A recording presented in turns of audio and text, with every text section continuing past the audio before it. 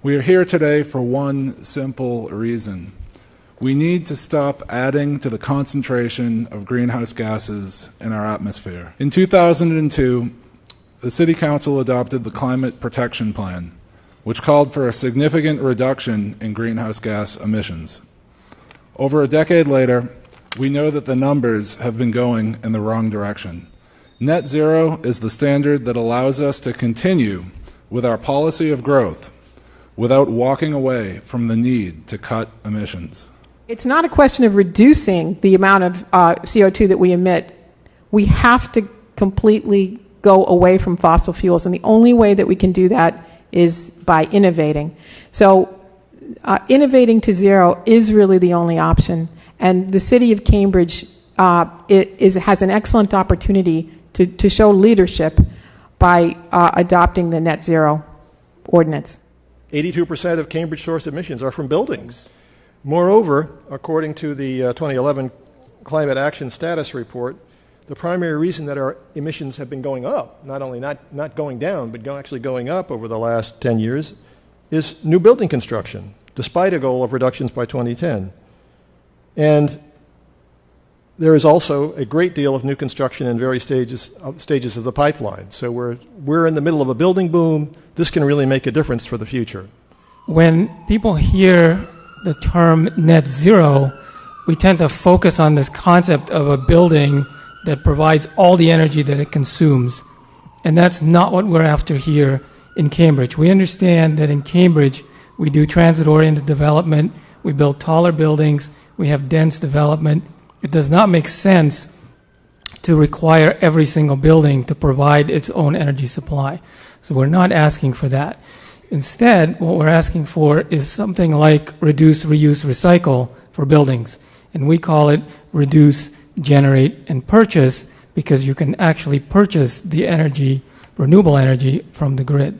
And as you can see, the Viridian and Verde, which are other suppliers, offer 100% renewable energy at only about 5 to 10% more than NSTAR. So currently, as a resident, you can buy renewable energy for 5 to 10% more than conventional electricity. So if Cambridge doesn't do this with Harvard and MIT, who have scientists and engineers who are building these kinds of buildings in Switzerland, in Europe, in Asia, where is it going to start in this country? It's not going to start in small towns or cities that are struggling. We are building at a very rapid rate. The economy is strong. That's when you do make positive change. The knowledge is here. So net zero can still build great buildings. I very much believe that. In fact, I think there'll be greater buildings. They're more human and humane. Next. I think the emerging data makes really clear that if America is still emitting 20% of what it's emitting now, it's still emitting way too much. I mean, the emerging data says that's way too much. We've got to even be below that by 2050. So the thing is that the things we put in place today, many of them are going to be here in that future. The turnover in building stock is slow. I mean, these buildings, in particular the institutions in a great city like Cambridge, they build for the ages. So the Cambridge of 2050 is going to have a lot of the buildings that we're looking at right now. And so if we're going to come anywhere close to achieving that kind of the reductions we're aspiring to achieve statewide, we need to be going very far towards reducing emissions from new buildings, because the new buildings are going to be there for a very, very long time. So I think this petition is focused on exactly the right issue. When there is an implicit assumption that the current new buildings will be with us for a long time, but I'm beginning to see that many of the buildings that were built in the 60s are being just pulled offline, like the King School, and rebuilt as new due to various inefficiencies. So the assumption that new buildings are with us forever is not borne out by the facts of today, because I bet by the time we get to the Tobin School and others, they'll disappear. And one of the 60s buildings there at the Osborne Triangle, it also was torn down. So it seems to me that assumption is not accurate based on what's happening in Cambridge now. Would you, should I reconnoiter my thinking to new buildings are going to be with us forever, or can we live in a world where they make 50 years and go away?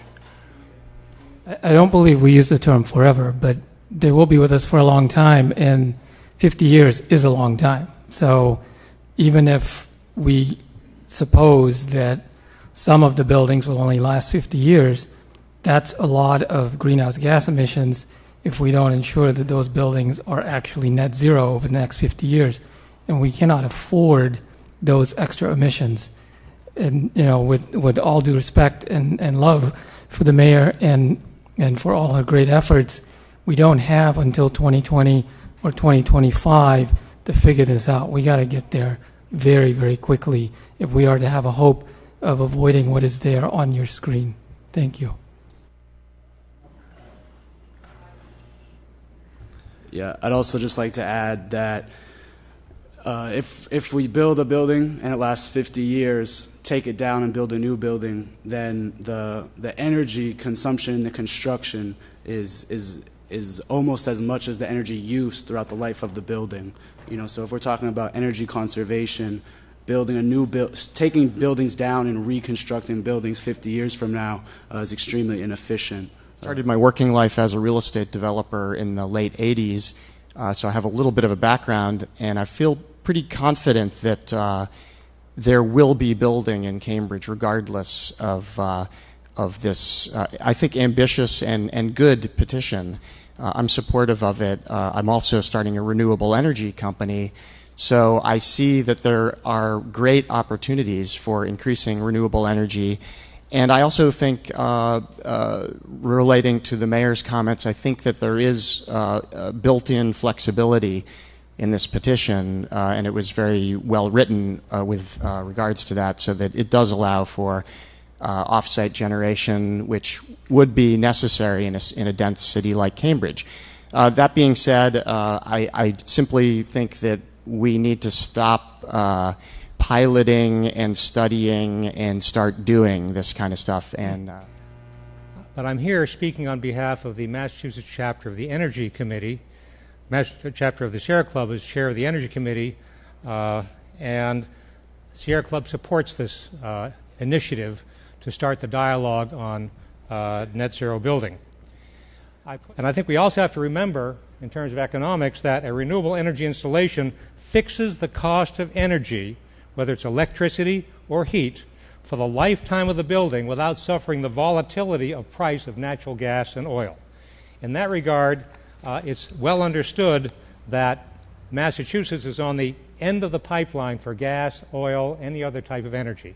We don't manufacture it here. We can manufacture wind, solar, and geothermal, however. Here's a quote from 2008 by a radical.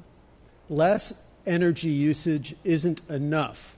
We have to set our sights not higher, but lower, all the way to zero. That was 2008 at the NESE Building Conference, Building Energy Conference, and that was Deval Patrick, well-known radical. So we're only following up what the governor talked about 5 years ago. Patty Nolan, 184 Huron Ave. Like everyone here, a key reason I'm proud of our city is our sustainability efforts.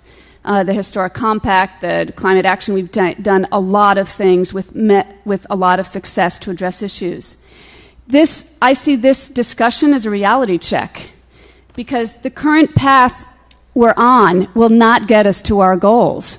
This petition is only one piece of the answer, but I think it's an important piece, and it's really important that our city be bold and push for real change.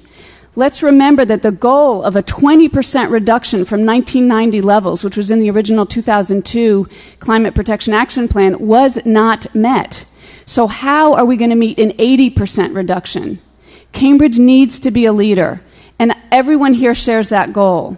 So let me just quickly review a few things that people have said, why not do this now? There's some who say, well, the specific language in the petition isn't right. Well, then it's incumbent on those who say that to propose amendments, not just oppose it, propose amendments. The makers have made clear that they're open to suggestions for improving the language. There's others who say the development will go elsewhere or that it's anti-development. You know what? Don't sell Cambridge short. We have amazing opportunities. Developers want to be here because it's an amazing place to be. And there are many benefits to doing net zero. And don't sell developers short. They can meet this challenge. There's been an incredible amount of innovation already shown in this community. Let's put this to the test. There's some who say there's a whole money issue. Well, the long-term fully loaded costs show that net zero is economically rational. And let's remember the cost of not doing something could be economic meltdown of this planet.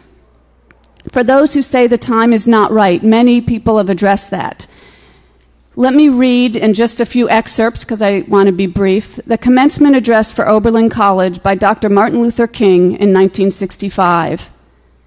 All I'm saying is simply this, that all mankind is tied together, all life is interrelated, and we are all caught in an inescapable network of mutuality, tied in a single garment of destiny. Whatever affects one directly affects all indirectly. He goes on to address the time issue for addressing racial injustice. Let nobody give you the impression that only time will solve the problem. That is a myth. And it is a myth because time is neutral. It can be used either constructively or destructively. It may well be that we will have to repent in this generation for the appalling silence and indifference of the good people who sit around and say, wait on time. Somewhere we must come to see that human progress never rolls in on wheels of inevitability. It comes through the tireless efforts and the persistent work of dedicated individuals. Without this hard work, time becomes an ally of the primitive forces of social stagnation. So we must help time and realize that the time is always right to do right. Well, I would argue in the face of today's reality, this quote applies to the climate crisis.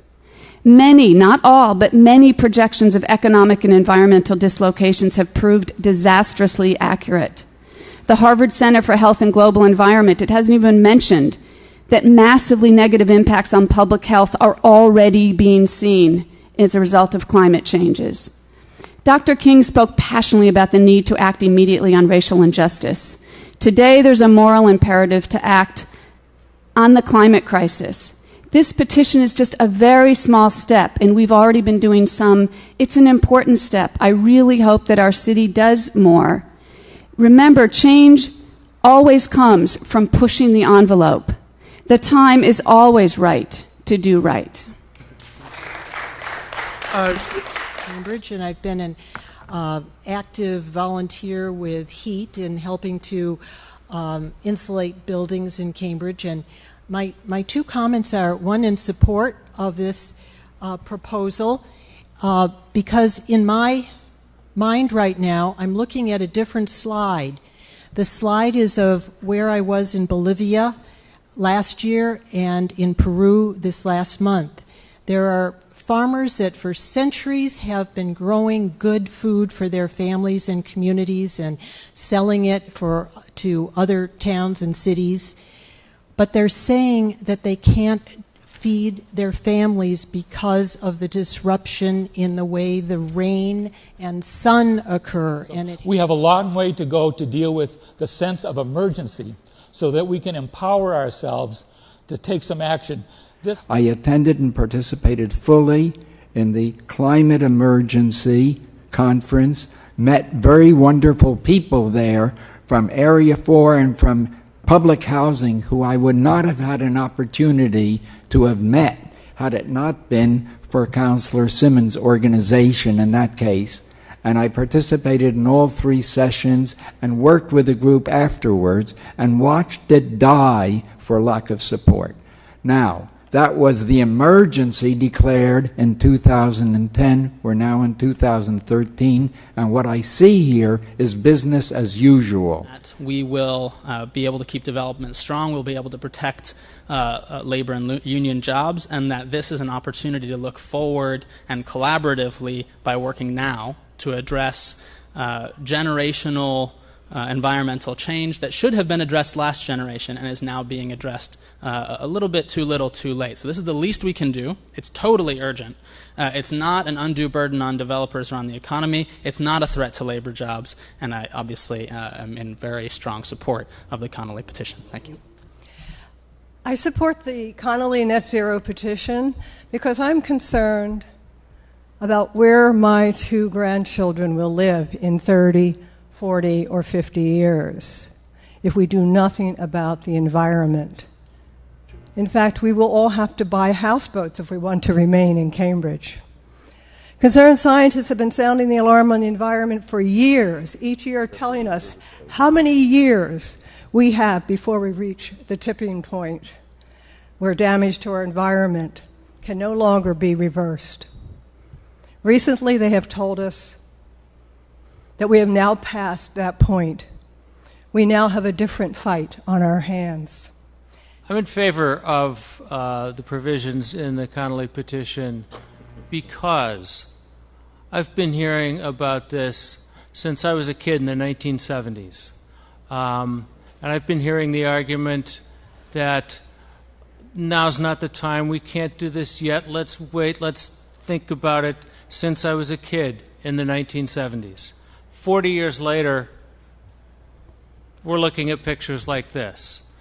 I always wanted a, beachfront property, but I really don't want the swimming pool in my basement. The Chamber of Commerce spoke in opposition. The Chamber of Commerce was against the ban on smoking in restaurants and bars. Cambridge is now a dining and entertainment destination in the region. Cambridge Chamber of Commerce was opposed to the Stretch Energy Code.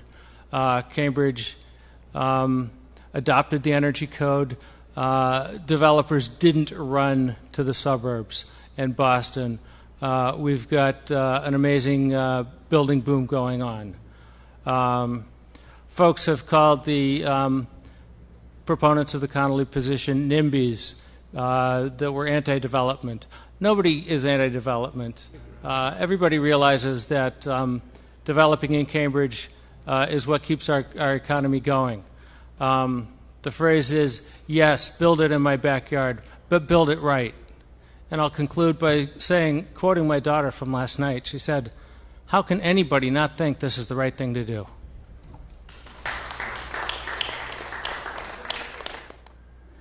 All of the good ideas that will come out of this will be used by lots of people in ways we can't imagine to improve our world. And the only way that it's going to happen is to start. So I thank the people who started this. And I urge us not to say, whoa, Nellie, it's not quite time yet. I urge us to say, yes, how do we make this work? So my question is, what do the individual councils and the management and the CDD people that represent this city, what do they want for their legacy in this when they retire? Do they want to be known from thousands of people, the rich people throughout the country that are patting them on the back as the famous individuals that get invited to the super rich penthouse cocktail parties? Or do they want to be known as the individual leaders that took a stand and started the conversation and started the work, working together with these proponents that started the Connolly Net Zero as the people who started saving the world? Al? I'm in favor of the petition, but then again, it seems everyone is in agreement with the general principles. I'm here to say that it's an urgent issue.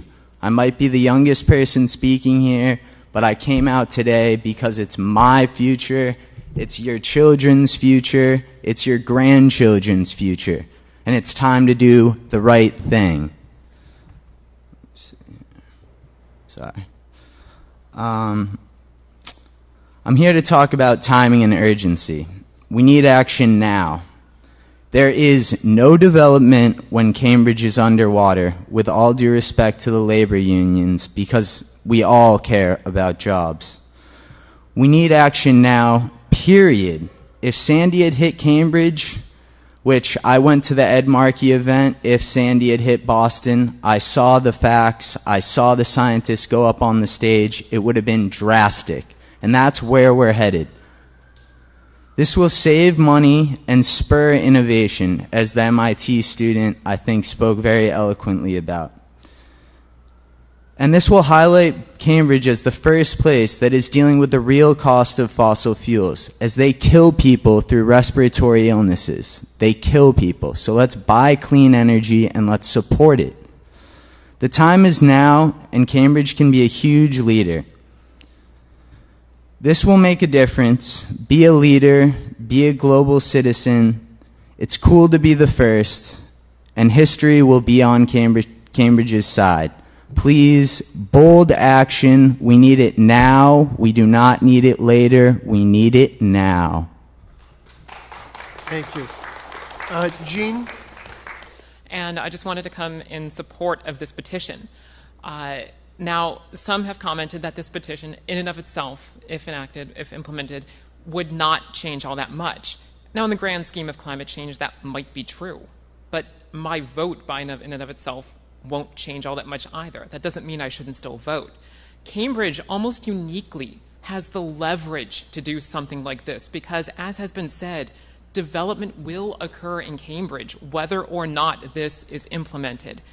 Because Cambridge has the ability to implement something like this and to have that certainty that development will still occur, it is, in a sense, our responsibility to move forward with this so that others will follow. Because even if this doesn't make much of a difference if Cambridge alone does it, it is only if Cambridge goes first that other places will follow suit so that this can, in the long run, make a real difference. And then in 2009, we had the climate emergency, and there was an extensive process. The process that's being demanded was there, but there was no timetable like we have now.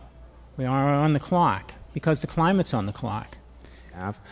I just wanted to say that this was a really important discussion that we've had today, and I think it really needs to continue because I heard over and over again people who don't really understand something very important about this petition.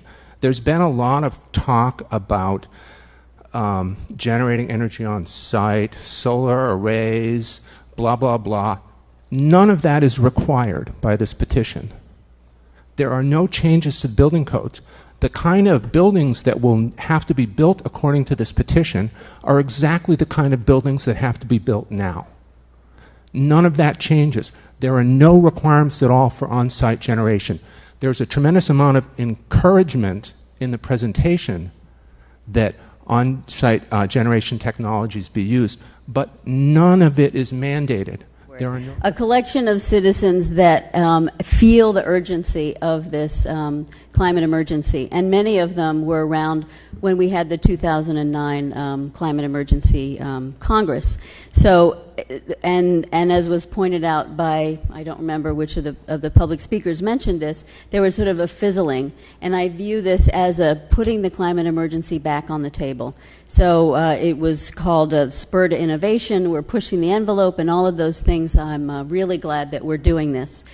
I also wanted to remind people that the petitioners have tried to make these concepts approachable and understandable by putting together a very easy to watch video, the 3 minutes that goes over the highlights of this petition. And I'm sure that most people, no matter what their prior knowledge of these issues is, would find it an engaging and understandable video, and it sort of lays the groundwork. So if my colleagues haven't seen the video already, I think it's at Net Zero, what's the website? netzerocambridge.org.